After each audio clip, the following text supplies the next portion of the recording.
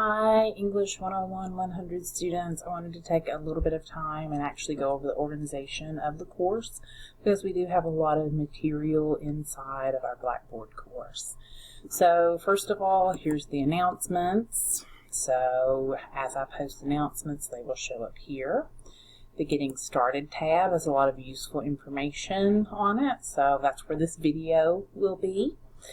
Here is the syllabus. It has all the course policies, everything you need to know about what happens with a late paper and what's the attendance policy, things like that. Then there's the weekly schedule. So it tells you the day and what things are due. Then the course content is probably going to be one of the most often clicked tabs. So as I've taught this course, the 101 100, a lot of the feedback has been that it's difficult to find things, and that's because there's so much information. So I've tried a little different organizational strategy. So under the course content, you'll see that there's this grouping of folders at the top that have yellow or orange type, and then down below that you see a collection of folders that say assignments. So we will be writing a summary, a classical argument, a definition argument, and a causal argument. Information about how to write these papers will be in the orange folders. The assignments that are linked up to these papers will be in the assignments folders. So for example, if we go into the argument frames, you'll see there's a frame assignment for the classical, definition, and causal. If you click on that, it will give you all the information and the template that you will need to follow in order to complete the assignment.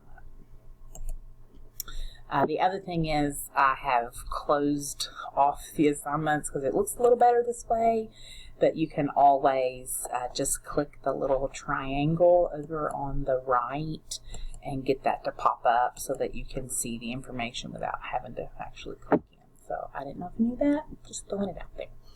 So also under course content, the final drafts folder is going to be really important because that's where the explanation of the assignment is. I will send that out also in an announcement and an email, but it'll be really easy to find here under the final draft. So here you see the information for the final draft of the summary. So you come here, you read this, okay, I know what I need to do.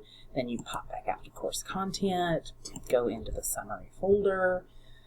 This will give you some information that you need, so you'll need to read those. And then once you read the information in the Writing Arguments book, you're ready to start your summary.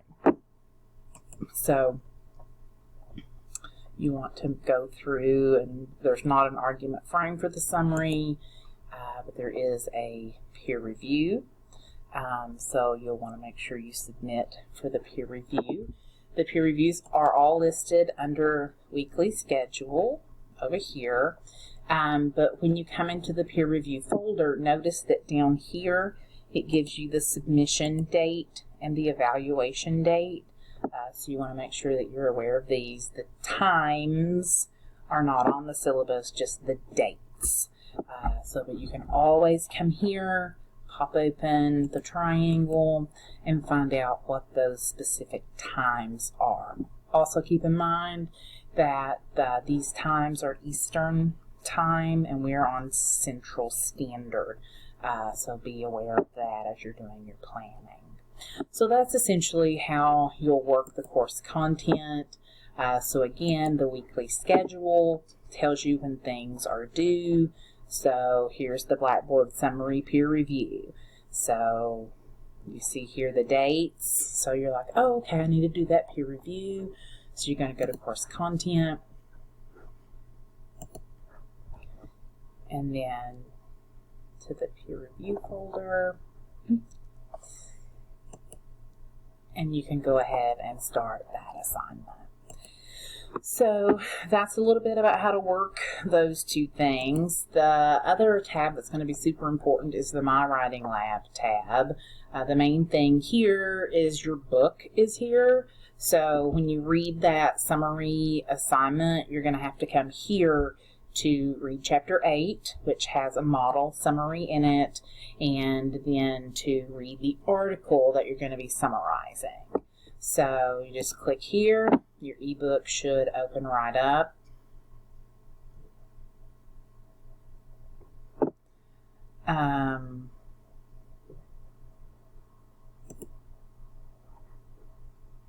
Let's see if it's going to work for me. It did the other day. Perfect. So the great thing about the ebook, as you can see, this one is popped up on the definition argument. I give you a lot of page numbers in the assignments for the papers. So you can just come here and you can put that page number into the search box and then search it. And it's going to take you to that page. So here is page 88. So it's super easy to use the book, especially because you've been given the page numbers. And this is actually the summary chapter. So that's the e-text. The other thing here that's important is the tune-up kit. So you want to make sure you do a browser check. Then if you have any problems using the MyWritingLab, click here for access to the Pearson help site. So I have to come here and click for help sometimes, so it's common. The other thing, well, there's two more things under the MyWritingLab. The other thing that's linked up with the papers would be the Pearson Tutor Services. So you can submit your classical definition and causal rough drafts to Pearson Tutor Services. So it shows you how to submit. You click through, follow the directions. And if you have trouble using Tutor Services, like it asks you to log in, then something's wrong with your browser. So you want to make sure that you've cleared your browser history and cache and that you've done the browser tune-up so that you're not asked to sign in, because you shouldn't be. When you click on Pearson Tutor Services, it should do exactly what it just did for me, which is pop right over there. So be aware of that. You can message me if you forget. It's not a big deal. So when your paper comes back, there's going to be some information there that you need to fix. So you'll go into your submitted papers, you'll open that up. We're asking you, Ms. Borders and I are asking you to submit a image of your Pearson Tutor review and to answer some questions that we have, and that is in the under course content down here in the Reflection Pearson review. And so you can click in here and you can see there's one for classical definition and causal. We need a screenshot. So here's one way to do that. You may have a better way. And then here's a model of what it should look like. So you can look at that as well. So the only other thing I think under MyWritingLab to look at is going to be the learning path. So the learning path is where all of your grammar modules are. So when you click in there, you can see these. You'll need to go into Craft of Writing, will be the first one that we do.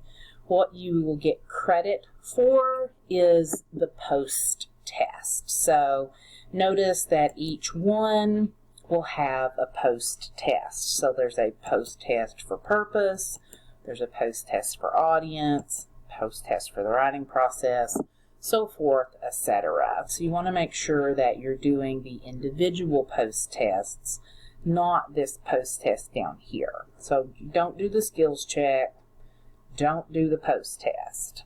All you need to do is the individual post test. Also, if you go into the first one and you're doing this information and you already know all of it, just go ahead and skip down to the post-test. You get 2 tries on that. If you do okay on the first try, perfect. If not, then you can run back through the information and give it another try. So I think that's a pretty quick overview. About 10 minutes is what I've spent. There will be other things that you have questions about as you work through the class. That's fine. It is a lot of information, and it's difficult to do one class online. It's even more difficult to do 2 combined classes. So I'm here to help you. Ms. Borders is here to help you. If you'll just let us know what you need help with, we are happy to guide you along. So happy English, and let me know if you need help.